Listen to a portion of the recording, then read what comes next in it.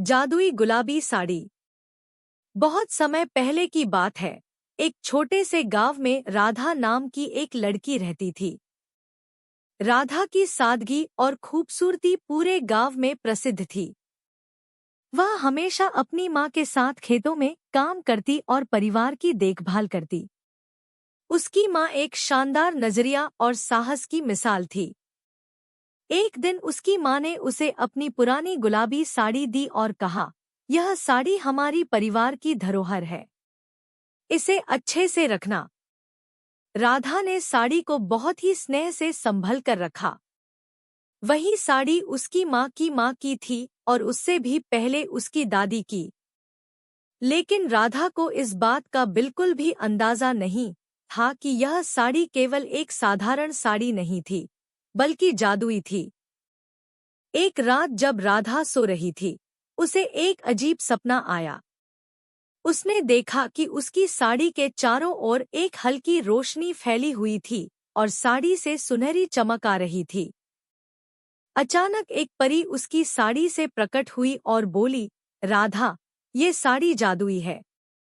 इसका प्रयोग तुम्हारे जीवन में खुशियाँ और समृद्धि लाने के लिए कर सकती हो। सुबह उठते ही राधा ने अपनी माँ से इस सपने के बारे में बताया, लेकिन उसकी माँ ने इसे सिर्फ एक सपना मानते हुए कहा, राधा, यह सिर्फ तुम्हारी कल्पना हो सकती है। परंतु अगर तुम्हें विश्वास है, तो इस साड़ी को पहनने में कोई हर्ज नहीं है। राधा ने उस साड़ी को पहन लिया और उसके बाद जो हुआ वह वाकई में आश्चर्यचकित करने वाला था। जब वह खेत में काम करने गई, तो वह हर पौधे को छूने से तुरंत फल और फूल से भर गया। उसका पूरा खेत हरा भरा और सुंदर हो गया। गांव के लोग ये चमत्कार देखकर अचंभित हो गए और राधा की खूब तारीफ करने लगे। कुछ समय बाद गांव में सूखा पड़ा। सारी फसलें बर्बाद हो गईं और लोग बहुत परेशान हो गए। गांव के बुजुर्ग राधा के पास आए और उसे कहा, राधा, तुम्हारी साड़ी में जादुई ताकत है। क्या तुम हमें बचा सकोगी? राधा ने सोचा और कहा, मैं कोशिश जरूर करूंगी। राधा ने अपनी साड़ी पहनकर खेतों में जाए सारी जमीन पर हाथ फेरा। अचानक आकाश में बादल छा गए और बारिश शुरू हो गई। पूरे गांव में खुशी की लहर दौड़ गई। सभी ने राधा को धन्यवाद दिया और उसकी साड़ी की खूब तारीफ की। गांव के राजा को भी इस चमत्कार के बारे में पता चला। राजा ने राधा को अपने दरबार में बुलाया और सम्मानित किया।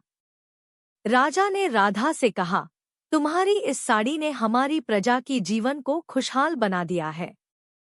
तुम सच में एक महान आत्मा हो। राधा ने उस साड़ी का केवल लोगों की भलाई के लिए इस्तेमाल किया। वह समझ गई थी कि साड़ी की ताकत से सिर्फ अपने लाभ के लिए कुछ कैसे किया जाए, यह ही नहीं बल्कि दूसरों की मदद करने का भी मौका मिलता है। उसने अपनी जिंदगी उसी तरह ही बिताई और सबकी प्रिय बन गई। समय बीतता गया और राधा की कहानी सिर्फ गांव में ही नहीं बल्कि दूर दूर तक पहुंच गई। उसकी ईमानदारी और परोपकार की मिसाल ने उसे सबके दिलों में जगह दी। उसकी साड़ी की जादुई कहानी सुनकर लोग उससे प्रेरणा लेते और सीखते। राधा ने अपनी साड़ी को अपनी अगली पीढ़ी को सौंप दिया। उसने अपने बच्चों और उनके बच्चों को समझाया कि इस साड़ी का हमेशा अच्छे कामों में ही इस्तेमाल किया जाए। इस तरह उस जादुई गुलाबी साड़ी का पहलू आगे बढ़ता रहा और लोगों के जीवन को बदलता रहा। जादुई गुलाबी साड़ी की कहानी एक संदेश देकर समाप्त होती है कि किसी भी वस्तु या ताकत का असली मूल्य तभी है जब उसका उपयोग सबकी भलाई और सेवा में किया जाए। राधा की भलाई और परोपकार ने सभी को यही सिखाया कि सच्ची पहचान मेहनत, ईमानदारी और दूसरों की भलाई में निहित है।